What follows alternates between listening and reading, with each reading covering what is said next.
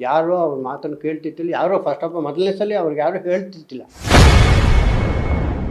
ಯಾಕಂದ್ರೆ ಅವ್ರು ಇವತ್ತಿನವರೆಗೂ ಯಾರೂ ಅವರಿಗೆ ಕತೆ ಆಗಲಿ ಇನ್ನೊಂದಾಗಲಿ ಆರ್ಟಿಸ್ಟ್ ರೆಕಮೆಂಡೇಷನ್ ಮಾಡೋ ಧೈರ್ಯ ಯಾರೂ ಮಾಡ್ತಿದ್ದಿಲ್ಲ. ನೋಡಪ್ಪ, ನಾಗರಾವ್ ಒಂದು ಸಿನಿಮಾ ಆಗ್ತಾಯಿದೆ, ಬರೋ ಹಾಗಿದ್ದರೆ ಬಾ, ಯಾಕಂದರೆ ನನಗೆ ಅಣ್ಣನೂ ಆಗಬೇಕು, ಗುರುನೂ ಆಗಬೇಕು. ಇಲ್ಲ ಹೀರೋ ಹಿಂಗೆ ಕಂಡ್ರೆ ಹೀರೋ ಕಾಣಲ್ಲ, ಇದೇ ಹಿಂಗೆ ಕಾಣಲ್ಲ. ಫ್ರೇಮ್ ಅಂದರೆ ಹೀಗೆ ಕರೆಕ್ಟಾಗಿ ಹೀಗೆ ಇಡಬೇಕು.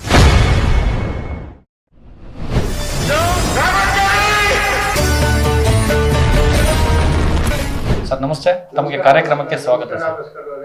ನನ್ನ ಹೆಸರು ರಮಣ ಕಣಗಾಲ್ ಅಂತ ಹೇಳಿ.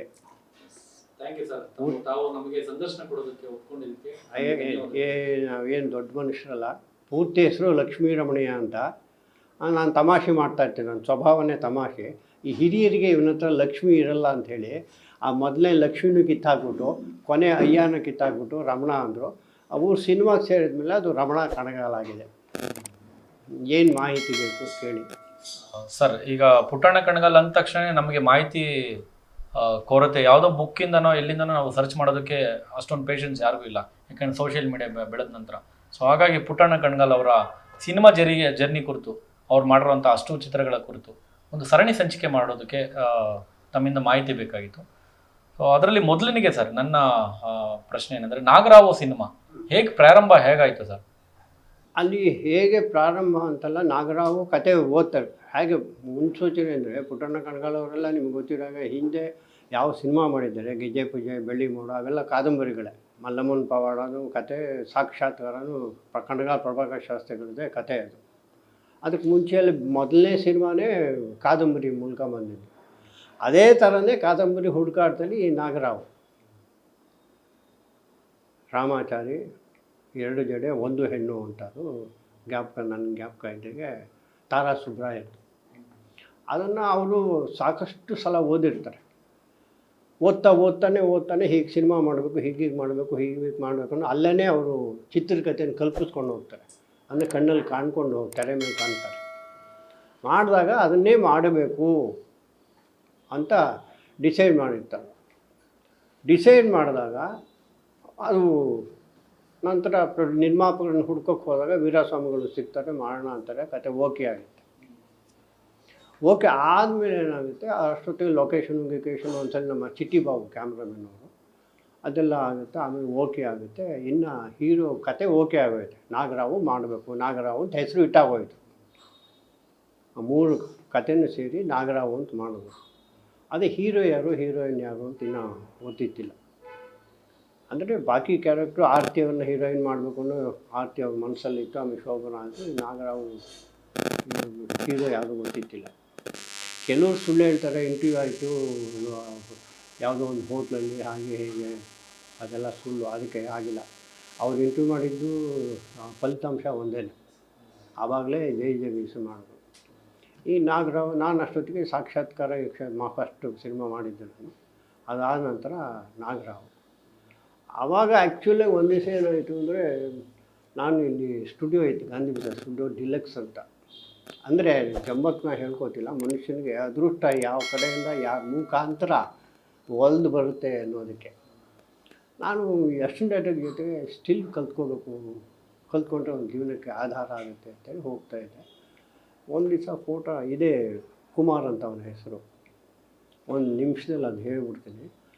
ಕುಮಾರ್ ಅಂತಂದು ಅವ್ರ ಓನರು ಫೋಟೋಗ್ರಾಫರು ಫೋಟೋ ನನ್ನ ಕೈಲಿ ತಕ್ಷಣ. ಅವಾಗ ಬ್ಲ್ಯಾಕ್ ಆ್ಯಂಡ್ ವೈಟ್ ಇತ್ತು, ಒಂದೊಂದೇ ಕೊಡ್ತಿತ್ತಿಲ್ಲ, ಯಾಕಂದರೆ ನೆಗೆಟಿವ್ ವೇಸ್ಟ್ ಆಗುತ್ತೆ ಅಂತೇಳಿ. ಒಂದು 3-4 ಜನ ಬಂದ ನಂತರ ಕಟ್ ಮಾಡಿ ಅದನ್ನು ಬಿಸಿ ಮಾಡಿ ಒಂಥರ ಕಟ್ ಮಾಡಿಕೊಡೋರು. ಆವಾಗ ಅವನಿಗೆ ವಿಷ್ಣುವರ್ಧನ್ ಫೋಟೋ ಕೊಟ್ಟೆ. ನನ್ನ ಮನಸ್ಸಿಗೆ ಬಿಟ್ಟು, ನೋಡಪ್ಪ, ನಾಗರಾವ್ ಒಂದು ಸಿನಿಮಾ ಆಗ್ತಾಯಿದೆ, ಬರೋ ಹಾಗಿದ್ದರೆ ಬಾ, ಯಾಕಂದರೆ ನನಗೆ ಅಣ್ಣನೂ ಆಗಬೇಕು, ಗುರುನೂ ಆಗಬೇಕಿತ್ತು. ಆ ಸ್ವತಂತ್ರ ಇತ್ತು, ಕರ್ಕೊಂಡು ಹೋಗ್ತೀನಿ ಅನ್ನೋ ಧೈರ್ಯ ಇತ್ತು ನನಗೆ. ಯಾಕಂದರೆ ಅವ್ರು ಇವತ್ತಿನವ್ರಿಗೂ ಯಾರೂ ಅವರಿಗೆ ಕತೆ ಆಗಲಿ ಇನ್ನೊಂದಾಗಲಿ ಆರ್ಟಿಸ್ಟ್ ರೆಕಮೆಂಡೇಷನ್ ಮಾಡೋ ಧೈರ್ಯ ಯಾರೂ ಮಾಡ್ತಿದ್ದಿಲ್ಲ, ಹೆದರ್ಕೊಳ್ಳೋರು. ಆವಾಗ ಏನಾಯಿತು, ಫೋಟೋ ನೋಡ್ಬಿಟ್ಟು ಈ ಥರ ನಾಗರಾವ್ ಅಂತ ಆಗ್ತಿದೆ, ಬರುವಾಗಿದೆ ಬಾಬಾ, ಕರ್ಕೊಂಡು ಹೋಗ್ತೀನಿ, ಹೀರೋ ಇನ್ನೂ ಸೆಲೆಕ್ಟ್ ಆಗಿಲ್ಲ ಅಂತೇಳಿ. ಆಗ ಅದೇ ಕುಮಾರು, ನಾನು ಮಕ್ಕಳ ರಾಜ್ಯದಲ್ಲಿ ನಾನು MS ಉಮೇಶ್ ಮಾಡಿದ್ವಿ, ನಾನು ಚೈಲ್ಡ್ ಆರ್ಟಿಸ್ಟು ಅಂತ ಹೇಳ್ದ. ಇದನ್ನು ಹಿಂದೆ ಕಲಾ ಮಾಧ್ಯಮದಲ್ಲೂ ಹೇಳಿದ್ದೆ, ನಾನು ಡಿಜಿಟಲ್ ಇದರಲ್ಲೂ ಹೇಳಿದ್ದೇನೆ. ಆಮೇಲೆ ಹೊರಟೋದ್ರು. ನನಗೂ ಅವ್ರಿಗೂ ಸಂಬಂಧ ಇಲ್ಲ. ಅದಾದ ನಂತರನೇ ವಂಶವೃಕ್ಷ ಮಾಡಿದ್ರು. ನಮ್ಮ ಎಡಕಲ್ಗುಡ್ಡ ಚಂದ್ರಶೇಖರು ಅವರು ಜಿ ವಿ ಅಯ್ಯರು. ಅದನ್ನು ನೋಡಿ ಗುರ್ತಿಸಿದ್ರು ಪುಟಾಣ ಕಣಗಾಲ್. ಆ ನಂತರ ವೀರಸ್ವಾಮಿಗಳ ಹತ್ರ ಕರ್ಕೊಂಡು ಹೋದ್ರು. ಆವಾಗಲೇ ಒಳ್ಳೆ ಪರ್ಸನಾಲಿಟಿ, ಕಲ್ಲವರು, ವಿಷ್ಣುವರ್ಧನ್ ಕುಮಾರ್ ಅವನ ಹೆಸರು. ಅವನ ಹೆಸರು ಸಂಪತ್ ಕುಮಾರ್ ಅಂತ ಆ್ಯಕ್ಚುಲಿ. ಆಮೇಲೆ ವಿಷ್ಣು ಅಂತಲೇ ಶುರು ಮಾಡಿದ್ದು. ಆವಾಗ ನಮಗೂ ಅವ್ರಿಗೂ ಏನು ಸಂಬಂಧನೇ ಇದ್ದಿಲ್ಲ. ನಾಗರಾವ್ ಶೂಟಿಂಗ್ ಶುರು ಮಾಡಿದ್ಮೇಲೆ ವಿಷ್ಣುವರ್ಧನ್, ಅವತ್ತಿಂದನೂ ವಿಷ್ಣುವರ್ಧನ, ನಾವೆಲ್ಲ ವಿಷ್ಣು ಅಂತಲೇ ಕರೀತಾ ಇದ್ದಿದ್ದು. ಹೆಚ್ಚು ಕಮ್ಮಿ ಅಂಬರೀಷು, ವಿಷ್ಣುವರ್ಧನು ಅವರೆಲ್ಲ, ರಜನಿಕಾಂತ್ ಇರ್ಬೋದು, ಎಲ್ಲ ಹೆಚ್ಚು ಕಮ್ಮಿ 1 ವರ್ಷ ಆಸ್ಪಾಸ್ನವ್ರು ಹೆಚ್ಚು ಕಮ್ಮಿ ಅವರು. ಅದಾದ ನಂತರ ವೀರಸ್ವಾಮಿ ಹತ್ರ ಕರ್ಕೊಂಡು ಹೋದ್ರು. ಒಳ್ಳೆ ಪರ್ಸನಾಲಿಟಿ ಇದ್ದ. ಬಿಡಿ ಆನೆ ಇದ್ದಾಗ ಅಂದ್ರಂತೆ, ಯಾಕೆಂದ್ರೆ ನಾವು ಕೇಳಿಲ್ಲ. ಹಾಗಂದ್ರೆ ವಿಷಯ ನಮ್ಮ ಕಿವಿ ಬಿತ್ತು. ನಮ್ಮ ಅಣ್ಣವರೇ ಹೇಳಿದ್ರು, ಇಲ್ಲ ಇವನೇ ಹೀರೋ ಅಂದರು. ಅದಾದ ಕೆಲವು ತಿಂಗಳಲ್ಲೇ ನಾವೆಲ್ಲ ಲೊಕೇಶನ್ಗೆಲ್ಲ ಹೋದ್ವಿ, ಒಂದ್ಸಲಿ ನೋಡ್ಕೊಂಬಂದ್ವಿ, ಎಲ್ಲ ಆಯಿತು. ನಾವು ಅಲ್ಲಿ IB PWD IB ಅಂತಿದೆ, ಅಲ್ಲಿ ಇಳ್ಕೊಂಡಿದ್ವಿ. ವಿಷ್ಣು ಒಂದು ದಿವಸ ಇಲ್ಲಿ ಕೂತಿದ್ದ. ನಮ್ಮ ಪುಟಾಣ ಕಣಗಾಲು ಇದ್ದಾರೆ, ನಾನು ಇಲ್ಲಿದ್ದೀನಿ. ಪುಟಾಣ ಕಣಗಾಲು ಅವನ ಕೈ ತೋರಿಸ್ಬಿಟ್ಟು, ನೋಡೋಣ ಮುಂದೆ ದೊಡ್ಡ ಹೀರೋ ಆಗ್ತಾನೆ, ಎಕ್ಸಸೈಸ್ ಮಾಡಿಸೋ, ಹಾಲು ಕೊಡಿಸೋ ಹಾಗೆ ಅಂತ. ಪುಟಾಣ ಕಣಗಾಲು ಸರ್, ಪುಟಾಣ ಕಣಗಾಲು ಅವರು ಸೆಲೆಕ್ಟ್ ಮಾಡ್ತಾರೆ ವಿಷ್ಣುವರ್ಧನ್ ಅವ್ರನ್ನ, ಅಥವಾ ವೀರಸ್ವಾಮಿ ಅವರು? ಇಲ್ಲ ಹೀರೋ ಅಂತ ಸೆಲೆಕ್ಟ್ ಮಾಡೋದು ಯಾರು? ಹೀರೋಯಿನ್ನು ಅಂತಲ್ಲ, ಕಥೆಯಾಗಲಿ ಇನ್ನೊಂದಾಗಲಿ ಪ್ರತಿಯೊಂದು A to Z ನಿಮ್ಗೆ ಹೇಳಬೇಕು. ಹಾಗೆ ಅಂದರೆ ಯಾವ ಕ್ಯಾಮ್ರಾಮನ್ ಇರ್ಬೋದು, ಇನ್ನೊಬ್ರು ಇರ್ಬೋದು, ಯಾರು ಒಬ್ಬರು ಸಣ್ಣ ಪುಟ್ಟ, ಇವಾಗ ಚಿಟಿ ಬಾಬು ಕ್ಯಾಮ್ರಾಮನ್ ಮಾತ್ರ ಅವ್ರು ವೀರಸ್ವಾಮಿ ರೆಕಮೆಂಡ್ ಮಾಡಿದ್ದೆ ಅಷ್ಟೇ ಬಿಟ್ಟು, ಅದರಲ್ಲಿ ನಿಮ್ಗೆ ಇಡೀ ಸಿನಿಮಾದಲ್ಲಿ ಯಾವ ಬೇರೆಯವ್ರ ರೆಕಮೆಂಡೇಷನು ಇಲ್ಲ. ಅವ್ರ ರೆಕಮೆಂಡೇಷನ್ ತಗೋತಾನೂ ಇಟ್ಟಿಲ್ಲ. ಅವ್ರು ಹೇಳೋ ಶಕ್ತಿ ಇಲ್ಲ. ಫಸ್ಟ್ ಆಫ್ ಆಲ್ ಒಂದು ಲೊಕೇಶನ್ ಇರ್ಬೋದು, ಹಾಡು ಹೀಗೆ ಇರಬೇಕು ಹಾಗೆ ಅಂತಂದಾಗ ಯಾವ ಹಾಡುಗಳಿಲ್ಲ ಅವ್ರದ್ದೇ. ಇಡೀ ಸಿನಿಮಾ ಬಿಗಿನಿಂಗ್ ಟು ಮೊದಲನೇ ದೃಶ್ಯದಿಂದ ಹಿಡಿದು ಕೊನೆಯ ದೃಶ್ಯದ ಮಧ್ಯಂತ ಇರ್ಬೋದು, ಕ್ಲೈಮ್ಯಾಕ್ಸ್ ಇರ್ಬೋದು, ಯಾರೋ ಅವ್ರ ಮಾತನ್ನು ಕೇಳ್ತಿತ್ತಿಲ್ಲ. ಯಾರೋ ಫಸ್ಟ್ ಆಫ್ ಆಲ್ ಮೊದಲನೇ ಸಲ ಅವ್ರಿಗೆ ಯಾರೂ ಹೇಳ್ತಿತ್ತಿಲ್ಲ. ಯಾಕಂದರೆ ಅದನ್ನು ಪ್ರೂವ್ ಮಾಡಿ ಇಟ್ಬಿಟ್ಟಿದ್ರು. ಫಸ್ಟ್ ಸಿನಿಮಾದಲ್ಲೇ ಬೆಳ್ಳಿ ಮೋಡ, ಸಾಕ್ಷಾತ್ಕಾರ, ಮಲ್ಲವನ ಪವಾಡ, ಕರ್ಲಿಂಕರೆ, ಗೆಜೆ ಪೂಜೆ ಅದೆಲ್ಲ ತೋರಿಸಿದ್ರು. ಡೈರೆಕ್ಟ್ ಒಂದು ಏನು ತೋರಿಸ್ಕೊಟ್ಬಿಟ್ಟಿದ್ರು. ಅದರಿಂದ ಯಾರೂ ಅಂದರೆ ಸಲಹೆ ಕೇಳೋರು ಇಲ್ಲ ಅಂತೇನಿಲ್ಲ, ಸಲಹೆ ಕೇಳೋರು ಇಲ್ಲ ಅಂತಲ್ಲ, ಅಂಥ ಸಲಹೆ ಕೊಟ್ಟಿದ್ದು ಸ್ವೀಕರಿಸೋರು. ಯಾಕಂದರೆ ನಾನು ನೋಡಿದಾಗೆ ಒಂದು ಟ್ರಾಲಿ ಕರೆಕ್ಟಾಗಿ ಮಾರ್ಕ್ ಹಾಕ್ತಿದ್ವಿ ನಾವು. ಇಲ್ಲಿ ಮಾರ್ಕ್ ಹಾಕಿದ್ರೆ ಟ್ರಾಲಿ ಬಂದು ಕರೆಕ್ಟಾಗಿ ಹೀಗೆ ನಿಲ್ಲಬೇಕು, ಇಲ್ಲಾಂದರೆ ಫ್ರೇಮು ಹೆಚ್ಚು ಕಮ್ಮಿ ಆಗುತ್ತೆ. ಇಲ್ಲ ಹೀರೋ ಹಿಂಗೆ ಕಂಡ್ರೆ ಹೀರೋ ಕಾಣಲ್ಲ, ಇದೇ ಹಿಂಗೆ ಕಾಣಲ್ಲ. ಫ್ರೇಮ್ ಅಂದರೆ ಹೀಗೆ ಕರೆಕ್ಟಾಗಿ ಹೀಗೆ ಇಡಬೇಕು. ಆ ಮಾರ್ಕ್ ತಂದು ನಿಲ್ಸಿದ್ರೆ ₹100 ಕೊಡ್ತೀನಿ ನಾನು, ಕೊಡೋರು ಬೆಂತಟ್ಟು. ಸಲಹೆ ಆ ಥರದ್ದೆಲ್ಲ ಕೇಳೋರು, ಇಸ್ಕೊಳ್ಳೋರು. ಹಾಗಾಗಿ ಅವರೇ ಮಾಡಿದ್ರು. ಅಲ್ಲೇ ಅವನಿಗೆ ವಿಷ್ಣುವರ್ಧನ್ ಅಂತ ಹೆಸರಿಟ್ಟರು. ನಾಮಕರಣ ಕೂಡ ಅವರೇ ಮಾಡಿದ್ದು. ಪುಟಾಣ ಕಣಗಾಲೇ ನಾಮಕರಣ ವಿಷ್ಣುವರ್ಧನ ಅಂತ ಮಾಡಿದ್ದು. ಲೊಕೇಶನ್ಗೆ ಹೋಗ್ತೀವಿ. ಮೊದಲೇ ಇದು ಫಸ್ಟು ದೃಶ್ಯಗಳು, ಸೀನ್ಗಳೇನು ತೆಗಿಯಲ್ಲ ನಾವು. ಯಾಕೆ ಅಂತಂದ್ರೆ ಆತ ಹೊಸಬ, ಮೊದಲನೇ ಸಿನಿಮಾ. ವಂಶವೃಕ್ಷ ಮಾಡಿದ್ರು, ಇವರು ಹೊಸಬ.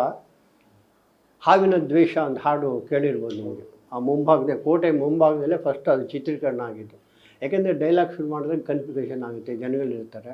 ಇದಾದರೆ ಹಾಡು ಮುಖಾಂತರ ಆಲ್ರೆಡಿ ಒಂದು 4-3 ದಿವಸ ಒಂದು ಹಾಡು ಅಂತ ನಮ್ಮಲ್ಲಿ ಸಾಮಾನ್ಯವಾಗಿ 2 ದಿವಸ 3 ದಿವಸ ತೊಗೊಳ್ಳೋವು. ಆ ಟೈಮಿಂಗ್ಸ್ ಎಲ್ಲ ತೊಗೊಂಡು ಪರ್ಫೆಕ್ಷನ್ ಆಗಬೇಕು ಅಂತಂದು ಅಷ್ಟೊತ್ತು ಸ್ವಲ್ಪ ಪಳಗಿರ್ತಾರಲ್ವ. ಸಿನಿಮಾ ಕ್ಯಾಮ್ರಾ ಅಂದ್ರೇನು, ಲೈಟಿಂಗು.